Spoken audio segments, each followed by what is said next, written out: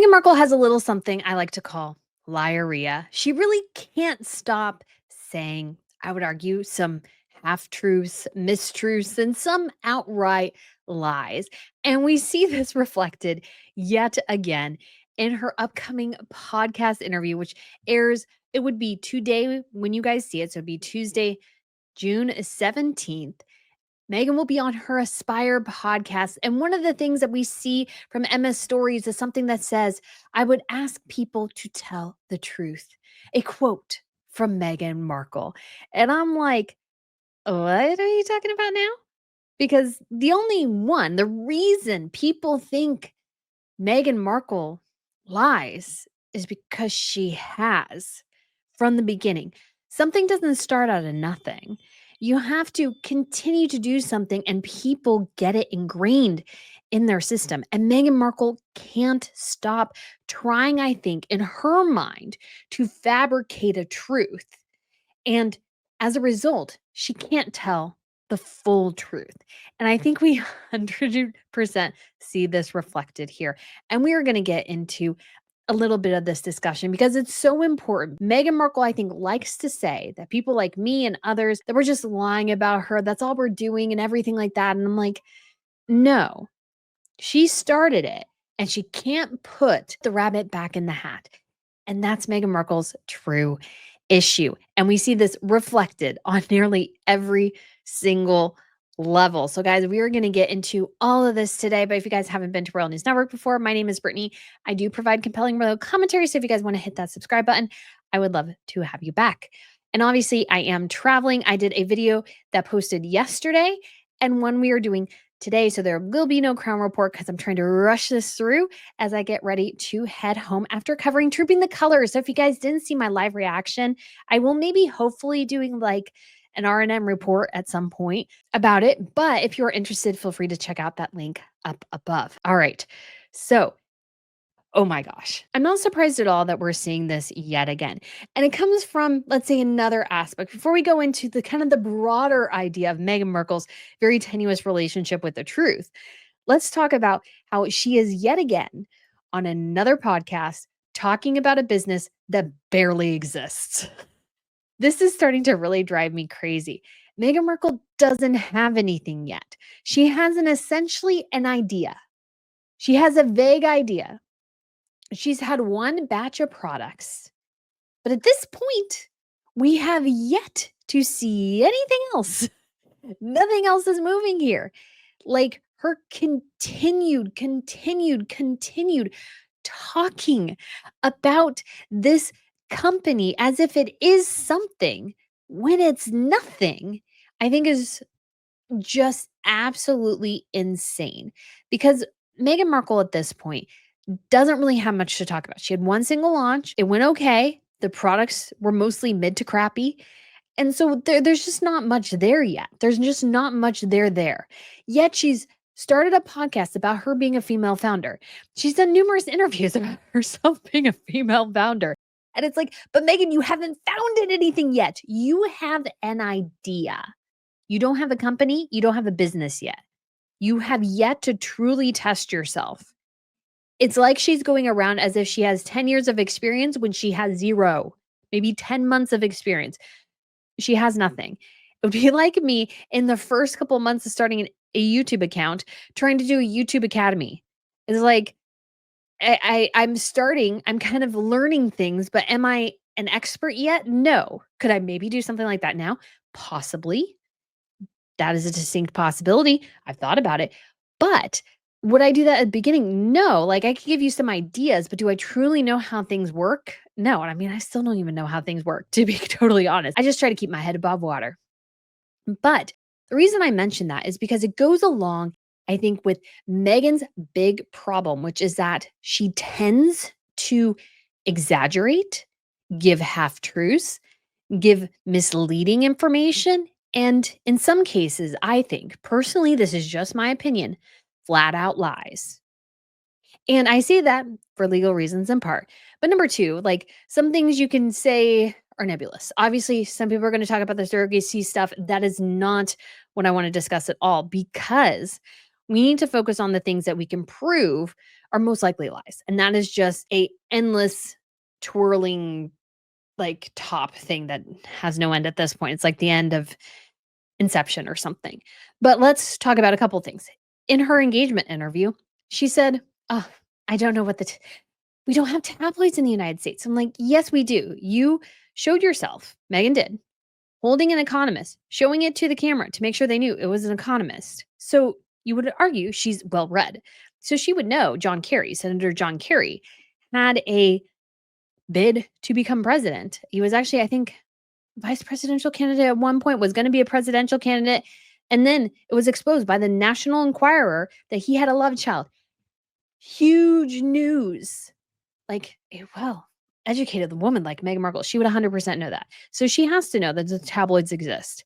We obviously know because of Princess Diana and everything, because she literally used the Princess Diana playbook with Harry, claiming, and I would argue, I don't believe this was 100% true, and Piers Morgan would agree with me, that she claimed to be so mentally stressed that she was thinking of ending her life while pregnant.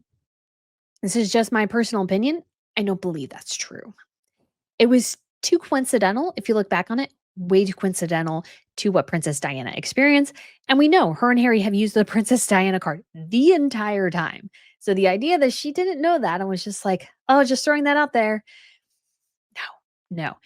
And then we have, of course, that, well, I didn't really know anything about the royal family. Like, I didn't really care. She was outside of Buckingham Palace. And I think there was reports at some point that she tried to take etiquette classes or some point. She was definitely trying to move in those circles. She became friends with Millie McIntosh. Millie McIntosh's husband knows Chelsea Davy, or at least did at one point, because he was pictured with her and Spencer Matthews. Spencer Matthews' brother married Pippa Middleton. If you did not know that, I tried to find that picture, guys, forever ago, of Hugo and Spencer and Chelsea, because I'd seen it. There's two, and I can't find it. So if anybody ever finds those pictures, please let me know. I saw those ages ago. Like, they're from like 2005. They're ancient. Anyways, so I just don't 100% believe her in that in the slightest. It doesn't make any sense. And a lot of people were sussed by that, because like, for a woman in her mid 30s to make those sort of claims, you either have to be living under a rock or dumb. Like, those were the only two ways to read it. Those were the only two ways to read it. And then, of course, she lied about when she was giving birth. Like, I 100% believe, me and actually Dan Wooten, I'm on his show every Monday. We actually talked about this recently, about the fact that Meghan Markle had her PR team lie. I personally believe that the PR team was informed by Harry and Meghan to lie about certain things to the press. Lied about when she was in labor, lied about when she gave birth. And then they tried to turn it around, which they've done several times, and tried to blame the press for making inferences. And it's like, no, you left it open to interpretation. They made inferences. And only later did you complain about it. And then, of course, she went on Oprah Winfrey, said, oh, I wore beige to avoid clashing with the other royals. But honey, she mentioned recently that maybe she should start wearing more color. So I believe that means, and we've seen endlessly Meghan Markle wearing beige. So I believe, Meghan Markle, that was a lie. You wanted to wear beige, and you were probably told maybe not to do that so much. Just my personal opinion. But I think we can definitely make an argument for that. 150%, I strongly believe we can make an argument for that. And it was almost like she sort of did a slap in the face at the end when she was doing her goodbye tour, wearing bright colors the entire time, as if to say, "Ha, ha, ha, I'm choosing now to wear bright colors." So, you could just feel it, just the tackiness of that. And of course, the royal racist allegations. Ugh, Charles and Kate were according to her, the alleged people. And we know this because it was mentioned in a book that Meghan Markle, I'm sure, sanctioned, called Endgame, written by her former favorite royal reporter, Omid Scobie, who's no longer a royal reporter, attempting to be some sort of producer and writer in Hollywood, because apparently, of course, Meghan Markle always attracts people who are like her, people who want to get ahead that way. So he said, like, flat out, which had to be a lie. I don't know how they got those names. I didn't put them in there. It's like, and then Meghan basically confirmed they were the right names. And like, okay, geniuses, if you're gonna lie, at least try to do it well. Try to do it well because obviously, if they were the right names, you knew that the entire time and you had to have given them. The translators didn't make it up. The Dutch translators did not make that up out of thin air. They must have always been in there. They just forgot to take them out of that version. Come on, guys, it's not that hard. So, Meghan Markle's grasp of the truth is tenuous at best.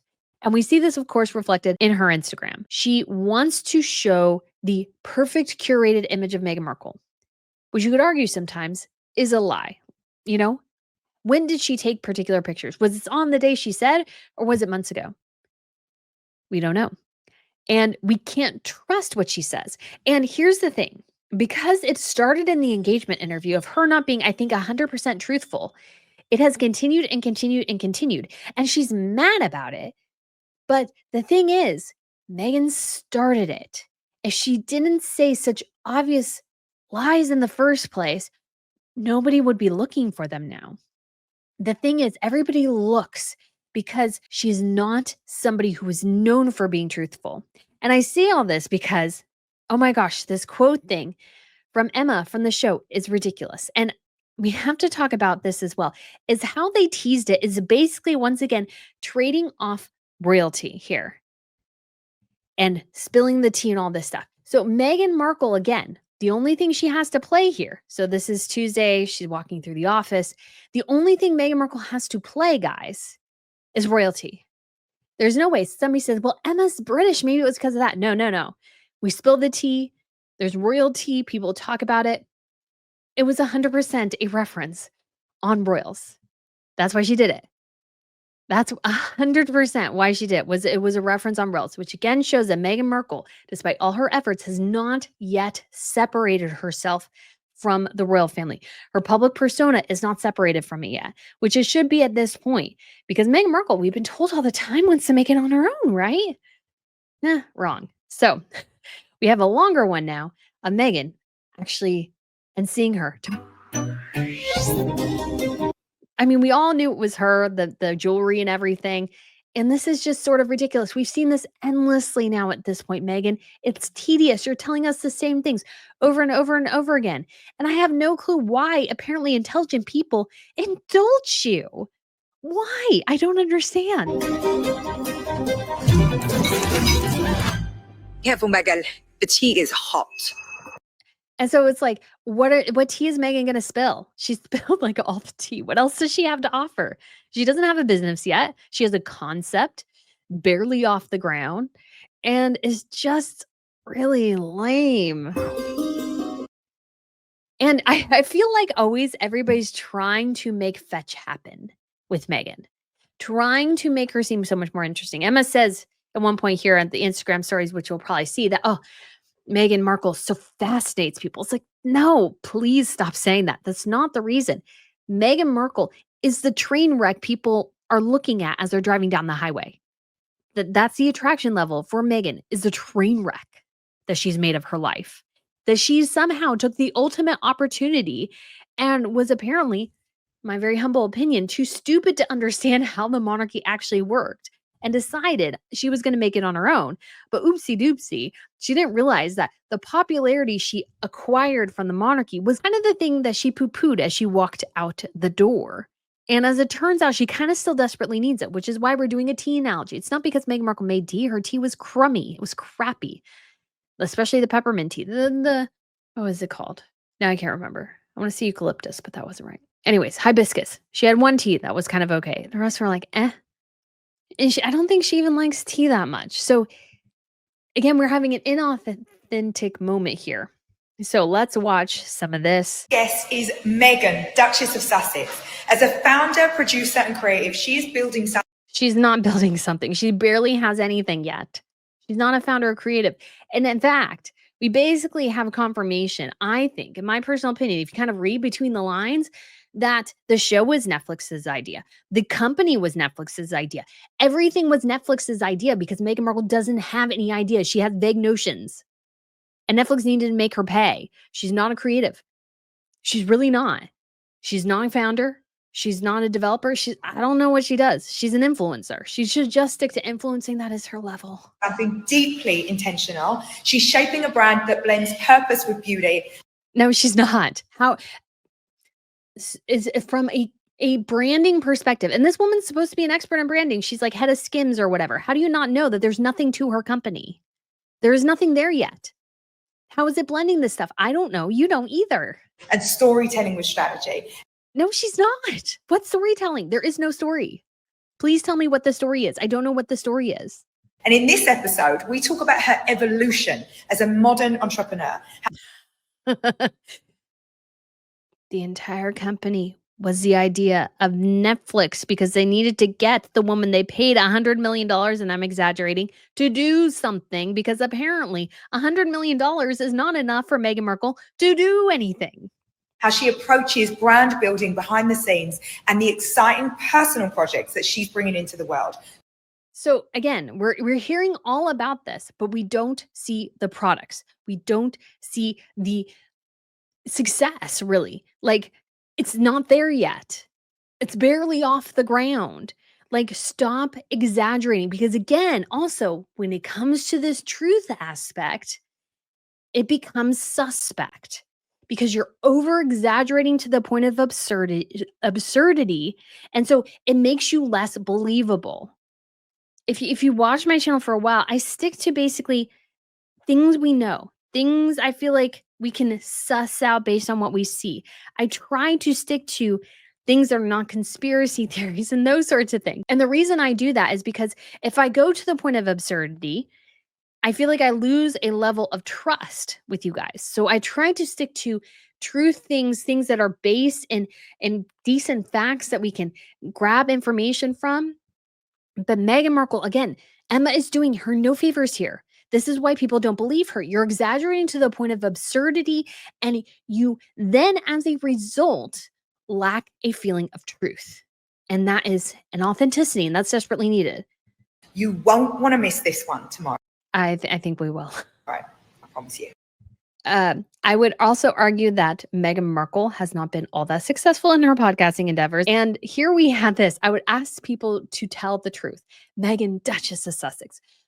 What is not truth, Meghan? You have told lies before. That's why people don't believe you. That's why they think you're lying all the time. That's why everything that comes out of your mouth, every picture you show gets dissected to death because people don't trust you.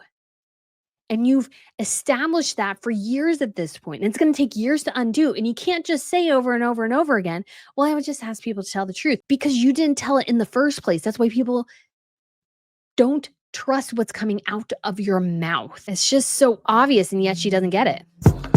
I felt like there was something else. So I can't find it. And guys, again, crunched for time. So I do apologize for not giving it to you so we can see. But we did get another little bit. Meghan talking about the mama dance video and the level of giddiness that Meghan had for this video that she tried to play off as something authentic. She's like, authentic? Have you seen my mama dance video? It's like, Meghan, that was not authentic, honey.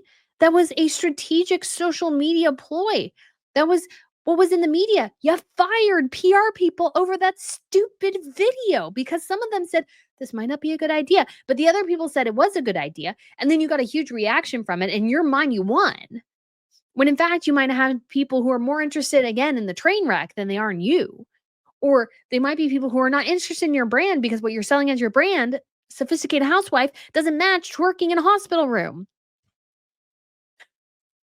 So this idea that it was some sort of authentic thing is just simply not true. And the reasons it's not true is because it was a strategic move to try and get the social media train going for Meghan because it sort of had stopped at the station and she's not growing like she hoped she did. And still, it's not really growing all that well. Still, it did better. But think of the media footprint Meghan Markle has. How many people are aware of her? And how many people aren't following her? And a good chunk of followers, there's a good chunk of hate followers, I'm sure, good chunk of journalists following. So is it really all that much of a success? I sort of kind of doubt it. So that's just something to keep in mind. Meghan, again, own worst enemy every single time. So guys, thank you so much for watching. I hope my meandering points sort of made sense, but Meghan Markle's tenuous grasp on the truth is what is killing her brand. And she has nobody to blame there but herself. Things don't come out of nothing. She was caught in lies. And because of that, every time she opens her mouth, people are wondering if she's telling the truth or if it's another lie. And only Meghan Markle can fix that. And that's going to require a lot of hard work that Meghan is never willing to do. Because again, we see her shortcutting. She's doing more interviews instead of releasing products. Release products, then do an interview. Don't do this the other way. You need to release products because right now it just seems like you're talking and you're not really working. And again, it feeds into this narrative that you're talking all this much, but nothing's really happening behind the scenes. And again, sort of makes it look like you're not being truthful to your audience and consumers. But guys, those are my thoughts. Let me know yours down below, and I shall talk to you again soon. Bye.